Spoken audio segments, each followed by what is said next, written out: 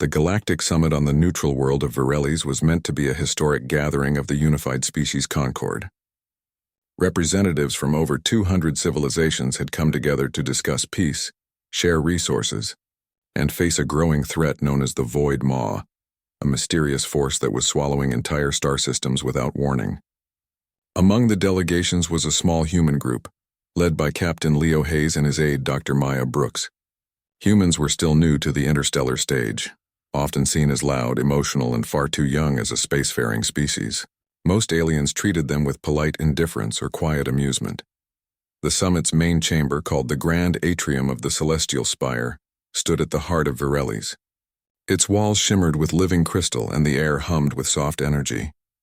Delegates moved through the space in flowing robes, armored shells, or floating bubbles of breathable gas, depending on their biology. Humans, by contrast, wore simple navy blue uniforms with minimal insignia.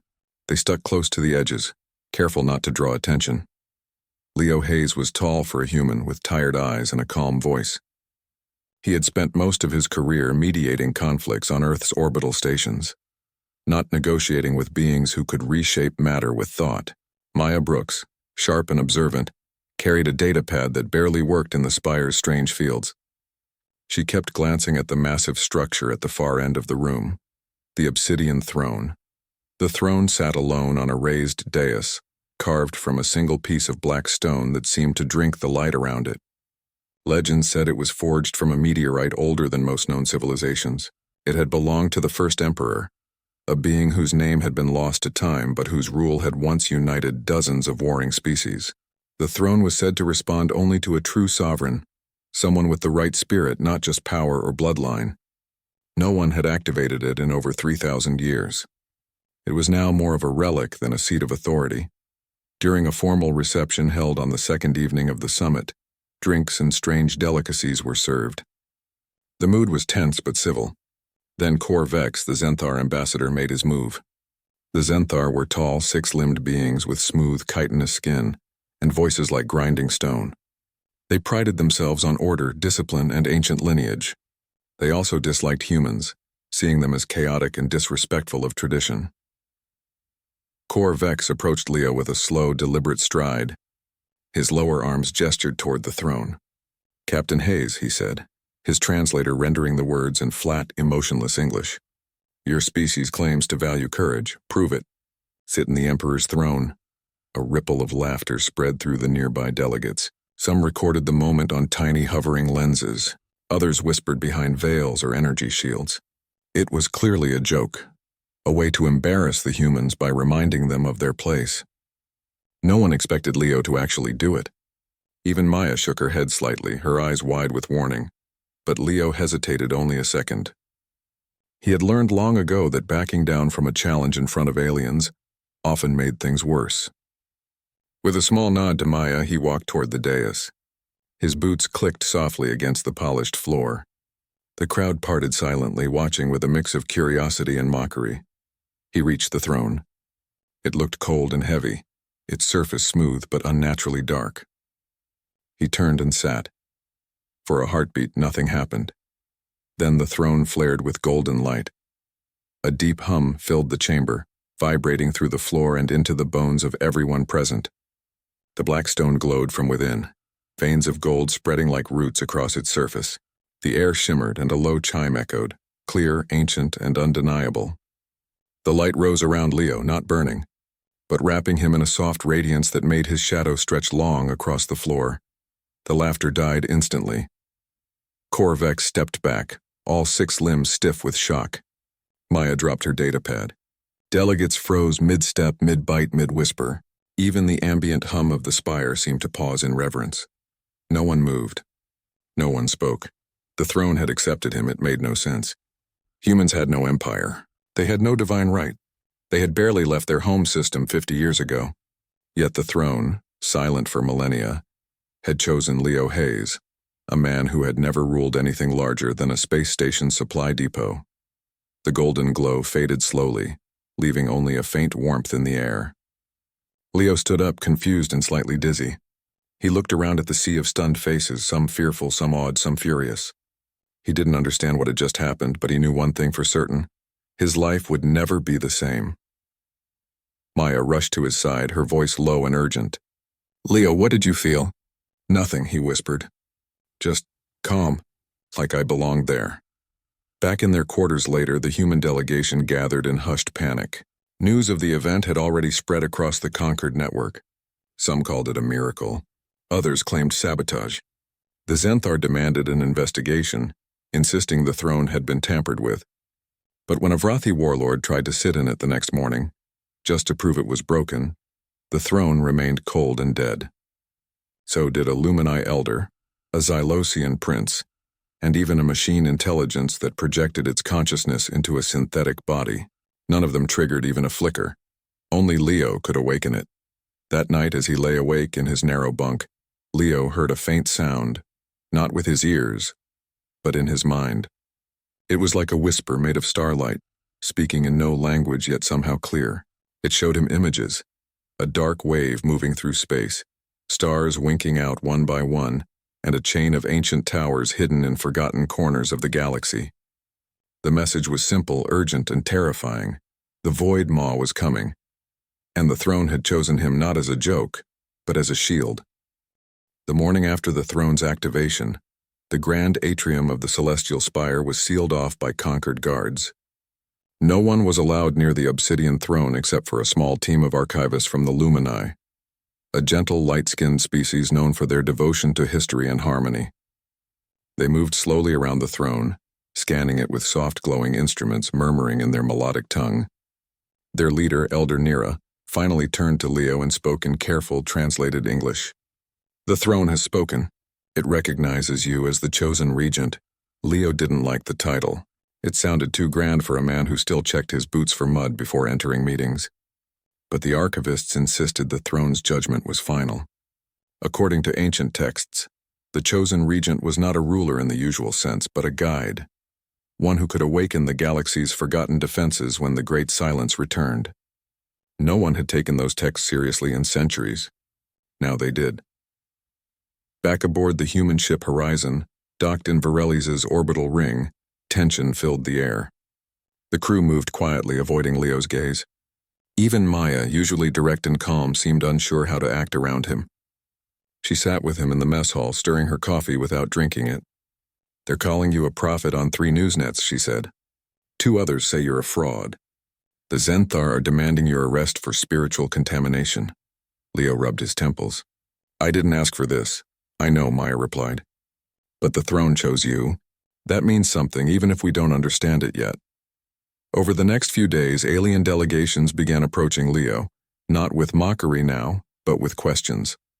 The Vrathi, a warlike species with armored hides and sharp voices, sent a general who offered Leo a place in their command council if he would share the throne's secrets. The Xylosians, who communicated through scent and color shifts, sent a silent envoy who simply bowed and left a crystal that pulsed with soft blue light. Even the Zenthar returned, this time with lowered limbs and formal apologies, though their eyes still held suspicion. But not everyone was kind. Rumors spread that humans had planted hidden tech inside the throne. Some claimed Leo had used forbidden mind-altering drugs to trick the artifact. A fringe group of anti-human extremists even posted threats on the Concord data streams. Security around the horizon was doubled. Then came the visions. They started as dreams, fleeting images of dark space, broken planets, and a wave of nothingness moving faster than light. But soon they came while Leo was awake. He would be walking down a corridor and suddenly see stars vanish in a ripple of gray. He would hear a low hum like the throne's, but colder.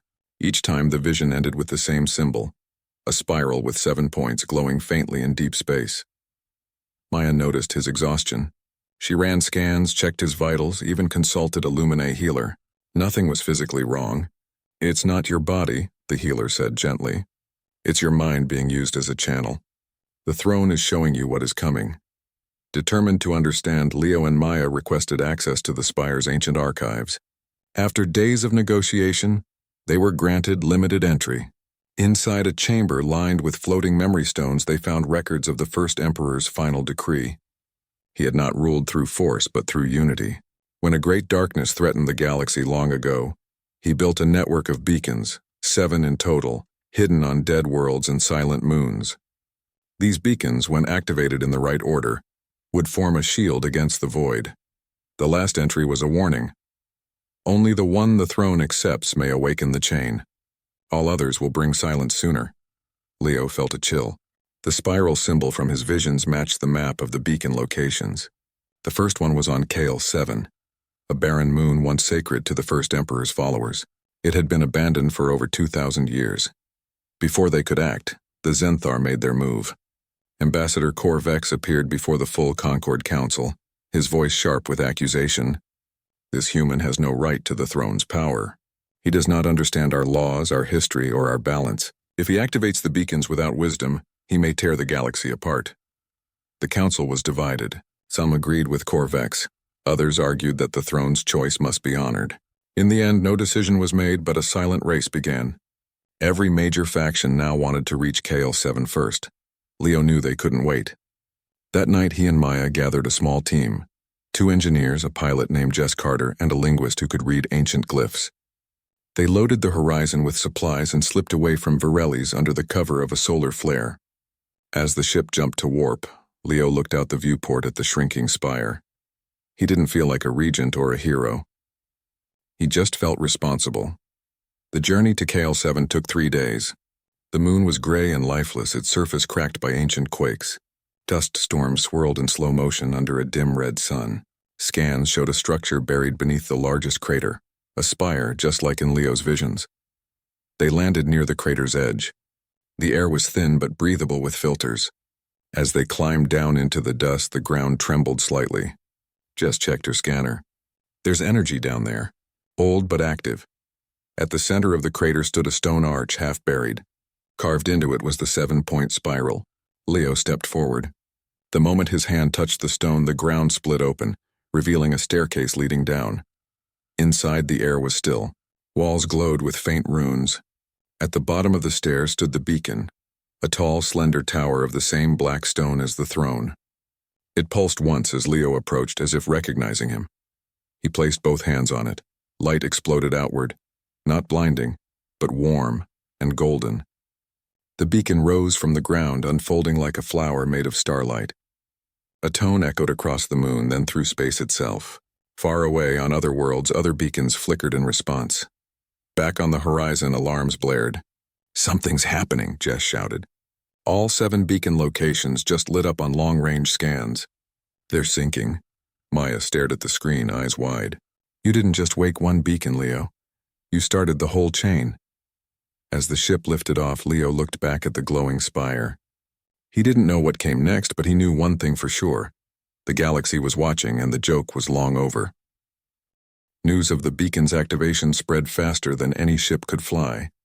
Within hours, every major species in the Concord knew that the first of the 7 ancient towers had awakened. Data streams lit up with speculation, fear, and hope. Some saw it as proof that the chosen regent was real. Others called it a dangerous act of human recklessness. The Zenthar issued a formal warning. Any attempt to activate another beacon would be treated as an act of war. Leo and his team returned to the horizon, shaken but focused. The beacon on Kale 7 still glowed faintly in their rear sensors, a steady pulse like a heartbeat. Maya studied the data pouring in from the ship's long-range array. "The other 6 beacons are responding," she said, her voice tight with awe. "Not fully, but they're aware. It's like they've been sleeping and you just whispered their names." Jess Carter, the pilot, leaned over the console. "We've got company. 3 Vrathi warships just dropped out of warp near the outer edge of the system. They're not attacking yet, but they're watching." Leo knew they couldn't stay. The Vrathi respected strength, but they also feared anything they couldn't control. If they thought humans were unlocking weapons of mass power, they might destroy the beacons or Leo himself to stop it. He gave the order to jump to the next location, a frozen moon orbiting a dead star in the Draen expanse. The second beacon was there, buried under ice that hadn't melted in 10,000 years. The journey was tense. The crew spoke little. Everyone felt the weight of what they'd started.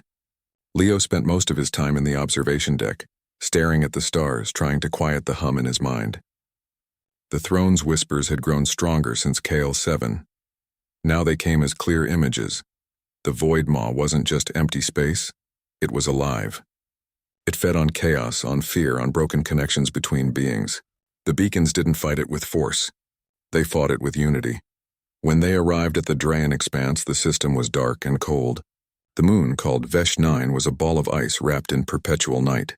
Scans showed a massive structure beneath the surface, shaped like a coiled serpent. But before they could land, a Vrathi cruiser blocked their path. A voice crackled over the comm. "Human vessel Horizon, power down your engines. You are not permitted to approach the sacred ice." Leo stepped to the comm station. "This isn't about permission. The beacon must be awakened. The Vrathi High Command has declared all beacon sites under military protection," the voice replied. "You will stand down," Maya whispered. "They're scared.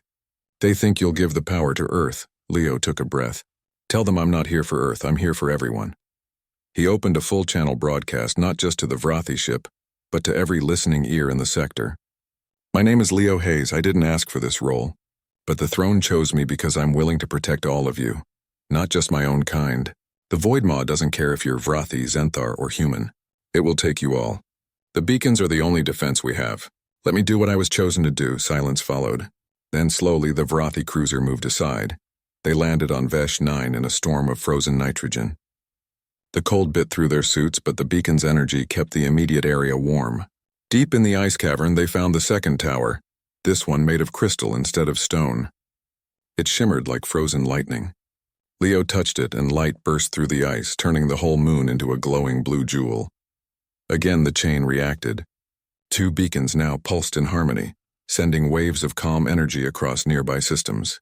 On the edge of known space, a Vrathi patrol ship reported that the Void Maw's advance had slowed near their sector. It was the first real proof that the beacons worked, but not everyone was convinced. The Zenthar launched a propaganda campaign, claiming the beacons were destabilizing reality. They showed doctored data of stars flickering, of time distortions near activated sites. Fear spread. A small fleet of mixed-species ships calling themselves the Guardians of Balance formed to stop Leo from reaching the third beacon. The third site was on a desert world called Orland's Rest, once a burial ground for ancient kings. By the time the Horizon arrived, the Guardians were already there, blocking the canyon where the beacon lay hidden. Their leader, a Zelosian named Trell, spoke through a translator. "You have gone too far, human. The old powers were sealed for a reason. You risk waking something worse than the Maw." Leo stepped out of the ship alone, hands open. "I'm not waking anything. I'm lighting a lamp in the dark. The Maw's already here. Look at your own borders, systems are vanishing." "You know it's true," Trell hesitated. Then a new voice cut in over the comms, Elder Nira of the Lumini. Her ship appeared in orbit. "The archives speak clearly. The beacons must all be lit or none will hold. Stand down, Guardians. This is not your fight to stop." After a long pause, Trell bowed his head and ordered his ships to withdraw. Inside the canyon, the third beacon rose from the sand as Leo approached. This one was made of bronze and sang as it activated, a low, mournful note that echoed across the dunes. With 3 beacons now awake, the network grew stronger. Strange things began to happen. Plants sprouted on dead moons. Lost signals returned from vanished colonies. Even the air on Varellis tasted sweeter, but the Void Maw responded in kind. Far beyond the outer rim, it consumed an entire nebula in one night, growing darker, hungrier, and it was moving faster. Back on the horizon, Maya showed Leo a new vision the throne had sent. This one was clearer than the others. It showed a place at the very center of the galaxy, a hidden structure called the Celestial Forge. The beacons were not the final defense. They were keys, and the forge was the lock. "We have to reach it before the Maw does," Leo said. Jess nodded, already plotting the course. "That's deep in uncharted space. No ships ever come back from there." "Then we'll be the first," Leo replied. As the horizon jumped to warp, the 3 beacons pulsed behind them, holding back the dark just a little longer. The joke was long gone. Now it was a race against the end of everything. Leo returned to Varellis not as a guest, but as a storm. The horizon dropped out of warp above the celestial spire, with shields flickering and engines groaning from the strain of back-to-back jumps. 3 beacons now glowed across the galaxy, their light forming a fragile net against the spreading dark. But the Void Maw had grown bolder. It had swallowed 2 more systems in the last week, and its edge was now visible on long-range scans, a wall of nothingness eating stars like embers in a wind. The spire's command hailed them immediately. Horizon, you are ordered to stand down and surrender Captain Hayes for questioning. Leo didn't answer. He knew the Zenthar had turned the Conquered Council against him. They claimed the beacons were drawing the Maw closer, not holding it back. They called Leo a reckless child playing with forces he couldn't understand. And now they wanted him silenced. But the throne's visions had grown urgent. It showed him the Celestial Forge, not just a place but a machine of impossible scale hidden at the galaxy's heart. It could weave reality itself, but only if powered by the full beacon chain and guided by a will that valued all life equally. The throne had chosen Leo not because he was strong, but because he was willing to lose everything for others, even for beings who hated him. As the Horizon descended toward the Spire's landing ring, alarms blared. "Zenthar fighters incoming," Jess called from the cockpit. 6 of them. They're locking weapons. Maya gripped the console. They're not warning shots this time. Leo made a choice. "Open all channels. Broadcast to every ship, every station, every listening ear in the Conquered." His voice filled the comm waves, calm but firm. "My name is Leo Hayes. I stand before you not as a ruler, not as a warrior, but as someone who saw a child cry on this very spire and chose to help, before the throne ever lit up. The Void Maw doesn't care about your pride or your politics. It will erase you all unless we act together. The beacons are not weapons. They are a call. And the Forge is the answer." For a moment, silence. Then from the Luminae fleet station nearby, a single ship moved, not to attack, but to shield the Horizon. Then another joined. A Vrathi cruiser, one that had once threatened Leo, powered up its forward shields and turned to face the Zenthar fighters. The Zenthar commander, Corvex himself, appeared on screen, his face tight with fury. "You think words will save you? The throne is broken. You are a glitch in an ancient system." "No," Leo said. "I'm the reminder that the system was built for compassion, not control." Before Corvex could reply, the obsidian throne, still seated in the grand atrium, flared again, though Leo wasn't near it. Golden light poured through the spire's windows, washing over the landing platforms. The Zenthar fighters faltered, their weapons powered down. In that moment of confusion, Jess pushed the Horizon into emergency ascent. "We're leaving, now." But the Zenthar weren't done. As the ship broke orbit, a heavy cruiser emerged from the shadow of Virellis' moon. It fired not at the Horizon, but at the spire itself, specifically at the chamber holding the throne. Corvex had decided that if he couldn't have the throne, no one would. The blast shook the spire. Stone cracked. Windows shattered. And in the chaos, Maya, who had stayed behind to retrieve critical beacon data from the archives, was caught in the collapse. Leo watched the feed from her suit cam as debris rained down. She was trapped under a fallen beam, her oxygen low. "Go," she whispered over the comm. "Don't stop for me," he almost did. Every instinct told him to turn back. But then he remembered the throne's final lesson. True leadership meant letting others choose their own path. Maya had stayed to help the mission. He had to honor that. He gave Jess new coordinates, the last known location of the 4th beacon, deep in the ruins of a dead civilization called the Sealan Reach. "We finished this," he said. The journey was grim. The crew worked in silence, grief and guilt heavy in the air. But 2 days later, a miracle came. A small Luminae rescue skiff appeared on their sensors. It carried Maya, bruised but alive. The Luminae had pulled her from the rubble just before the Zenthar sealed the spire. When she stepped onto the Horizon's deck, Leo didn't speak. He just hugged her, and for the first time since the throne had lit up, he let himself feel afraid. She told them what she'd learned in the archives. The Celestial Forge wasn't just a machine, it was a test. It required not one mind but many, wills from different species all agreeing on one choice: to protect, not to conquer. The beacons were meant to prepare the galaxy for that moment of unity, but time was running out.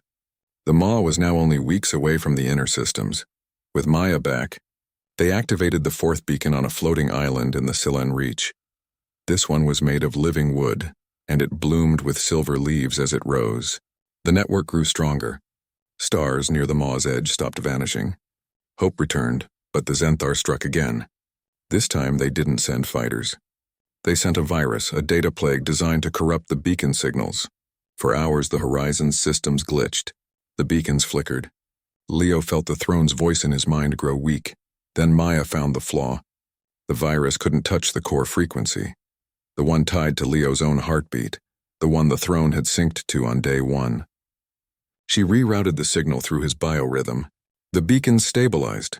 In that moment, Leo understood the throne's true purpose. It wasn't about power. It was about connection. The first emperor hadn't ruled because he was strong. He had led because he cared more for others than for himself. And that was something only a human, flawed, fragile, and fiercely kind, could still offer in a galaxy that had forgotten how to care. The final jump to the galactic core was the hardest. The horizon shuddered as it tore through warped space, its hull groaning under pressures no ship was meant to survive. Outside, the stars bent into spirals and the darkness ahead wasn't empty. It was hungry. The void maw had reached the inner rim. Entire constellations were gone, replaced by a smooth, silent nothing that swallowed light and time alike. Only the 4 awakened beacons held it back, their golden pulses forming a trembling shield across the galaxy's heart. Leo stood on the bridge, eyes fixed on the view screen. Maya was beside him, hands steady on the comms array. Jess held the ship steady with gritted teeth. They had activated the 5th and 6th beacons on the way, on a drowned city beneath an ocean moon and inside a hollow asteroid shaped like a skull. Each one had flared to life the moment Leo touched it, and with every activation the network grew stronger, clearer. But the 7th beacon wasn't a tower or a spire. It was the celestial forge itself, and it was waiting. As they dropped out of warp, the sight stole their breath. At the exact center of the galaxy floated a structure so vast it bent space around it. It looked like a flower made of light and geometry, petals of pure energy unfolding and closing in slow rhythm. This was the forge, the last creation of the first emperor, built not to destroy but to heal. But it was dormant. Leo knew what had to be done. He turned to Maya. The throne showed me the truth. The forge doesn't need a ruler. It needs a chorus. He opened a full-spectrum broadcast stronger than any before. His voice reached every ship, every station, every listening mind from the outer rim to the core. I'm not here to command you. I'm here to ask. The Void Maw doesn't care if you're Zenthar, Vrathi, Lumini, or human. It will erase us all unless we choose to stand together. Not as armies, not as empires, but as neighbors. If you believe in something beyond fear, send your voice. Send your will. Not to me, to each other. For a long moment there was only static. Then a single note rose from the Lumine fleet. A harmony chant, soft and ancient. A Vrathi warship responded with a pulse of its main engine, timed to the same rhythm. The Xylosians released clouds of colored mist that shimmered in resonance. Even the Zenthar, watching from a distance, fell silent. Not in defiance, but in awe. One by one, species across the conquered added their signal. Not commands. Not demands. Just presence. A shared yes. The forge stirred. Its petals opened wide, drinking in the chorus of 1,000 civilizations. Light poured from its core, brighter than 1,000 suns but gentle as dawn. The 7th beacon, the heart of the network, ignited. Leo felt it in his bones. The throne's voice, now clear and warm, spoke not in words but in feeling. This was what unity looked like. Then the maw came. It hit the forge's light like a wave against a cliff. But instead of breaking, the light wrapped around the darkness, not fighting it but filling it. Where the maw had erased stars, new ones sparked into being. Fractured space stitched itself back together. Time, which had slowed near the void, began to flow normally again. The maw didn't vanish, it changed. It became part of the pattern, no longer a destroyer but a reminder of balance. On the horizon, alarms fell silent. The ship floated in calm space, bathed in golden radiance. Back on Varelli's, the obsidian throne crumbled into fine black dust. Its purpose was done. No one would sit in it again because no one needed to. The galaxy had remembered how to lead itself. In the days that followed, the Concord held no grand ceremony. There were no medals, no titles. Leo declined every offer of power.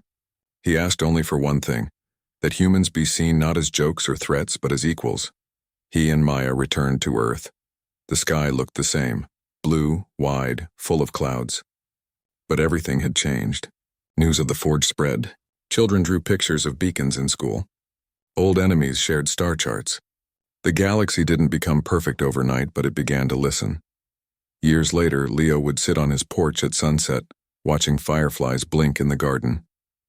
Maya would bring him tea and smile. They never spoke much about the throne or the maw. They didn't need to. The proof was in the quiet peace, in the ships that now visited Earth not with suspicion, but with curiosity. And sometimes, on very still nights, Leo would feel a faint hum in his chest, not from the throne but from the galaxy itself. A reminder that he had once sat in a chair as a joke, and in doing so helped the stars remember how to shine.